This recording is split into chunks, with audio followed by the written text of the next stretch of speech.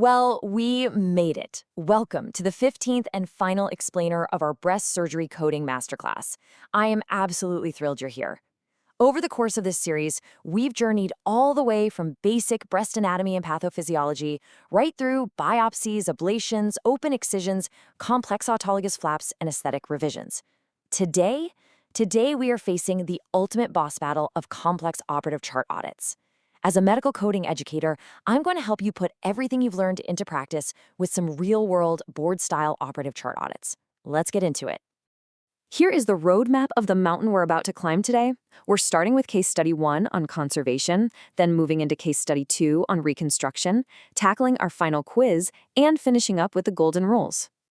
All right, let's dive right into section 1, case study 1, focusing on conservation and axillary staging.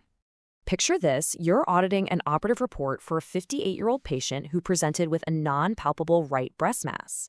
The surgeon is in the OR performing a subareola isosulfan blue dye injection to map the lymphatic pathways. It's kind of like a GPS system. As the primary tumor area drains, that blue dye travels directly to the sentinel nodes. This points the surgeon exactly to where they need to look for any potential metastasis. Now, when dissecting a chart like this, we have to follow the sequence of events perfectly so we don't miss a single bundle. First, the radiologist placed an ultrasound-guided localization wire. Second, the surgeon injected the blue dye for mapping. Third, they performed the open partial mastectomy, a lumpectomy, and confirmed clear margins. And fourth, the surgeon made a totally separate axillary counterincision to excise 2 of those blue-stained sentinel lymph nodes. So here is the absolute crucial point for surviving an audit. You have to cleanly separate the surgeon's codes from the radiologist's pre-op localization code. The radiologist gets 19925-RT for that pre-op wire placement. For the surgeon, we're assembling a different package. We use 19301-RT for the partial mastectomy, the add-on code 38900-RT for that dye injection mapping, and 38525-51-RT for the separate deep sentinel node excision. And hey, notice that modifier 51? That's there to clearly indicate we're dealing with a multiple procedure. Moving right along, let's jump into section 2, case study 2, reconstruction. Okay, let's level up to a really complex bilateral case. We have a 49-year-old patient with left invasive ductal carcinoma and a high genetic risk. On her right side, we're looking at a prophylactic simple mastectomy.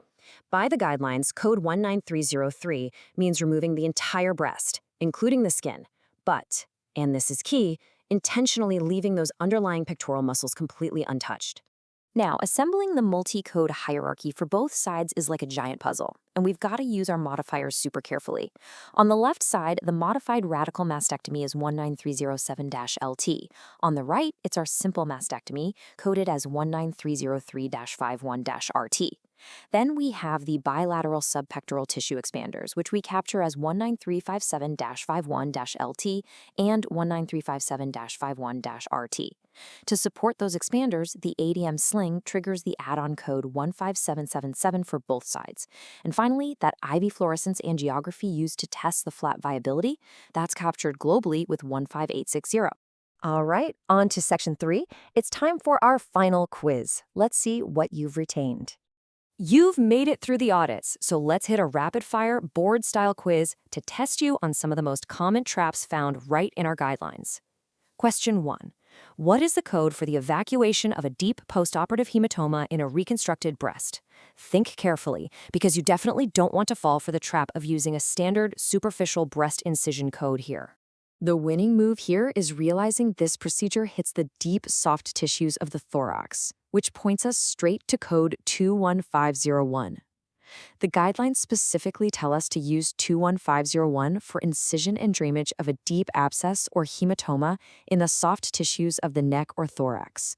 A deep hematoma sitting behind a breast implant absolutely qualifies. Okay, question 2. How exactly do you report bilateral implantation of an acellular dermal matrix, or ADM? Listen, this is a classic coding guideline trap that trips up revenue cycle analysts all the time. Normally, standard bilateral rules would have you reaching for a modifier, right? Actually, scratch that standard rule. The guidelines explicitly state we report this code twice and never use modifier 50. For a bilateral breast procedure, you simply report the add-on code 15777 two separate times on your claim. If you attach modifier 50 to 15777, your claim is heading straight for a denial. No exceptions. Let's tackle our final rapid-fire question.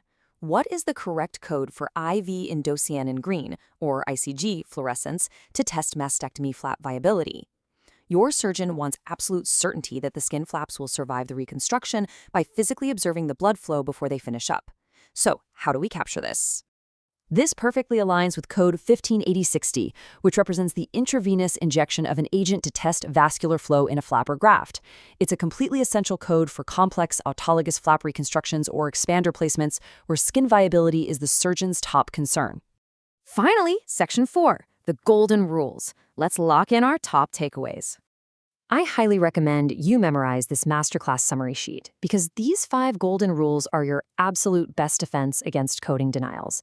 First, always isolate the radiologist's codes from the surgeon's codes. Second, remember that modifier 50 is strictly invalid on the biologic implant code 15777. Third, use 21501 for deep reconstructed breast hematomas. Fourth, flap viability testing relies on code 15860. And fifth, keep a very close eye on the preservation of the pectoralis major muscle to confirm you're actually looking at a modified radical mastectomy. And that is a wrap. Congratulations on conquering this massive 15-part explainer. You are now fully equipped to tackle the toughest charts out there. Never forget that the work you do is absolutely critical. You are the vital translators who turn complex surgical artistry into the standardized language that keeps our healthcare system running. So, I have to ask, now that you've mastered breast surgery, what complex medical specialty are you going to conquer next? Keep learning, keep auditing, and I will see you in the next explainer.